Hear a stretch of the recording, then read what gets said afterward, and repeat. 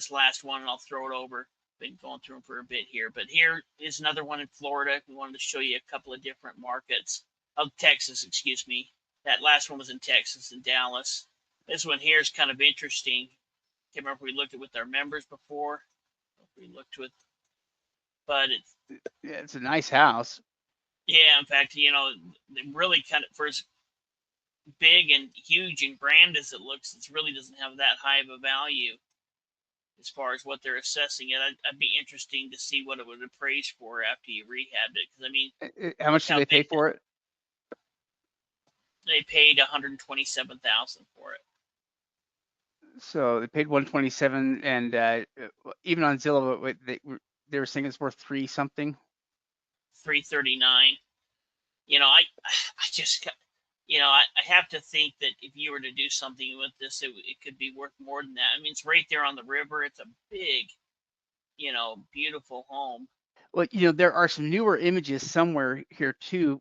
Maybe it's here where they have there's some construction work that they've done. There's like a back room where the wall looks like it's been taken out, and they've been involved with some level of construction. But yeah, I mean, there's a couple $100,000 in potential equity, and that's if the value is only at 339. It is, I mean, it's 5,200 square feet.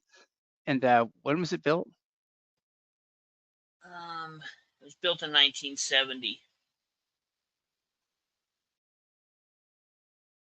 I mean, you'd really need to look into kind of the market value. We'll kind of go over the numbers, and this is just kind of doing a quick gloss on it. This isn't really getting into it. But, I would think that this is such a big and unique property. I mean, with the big, all of that woodwork, there's just so much money that was put into this big, huge fireplace, and it could be redone to look modern and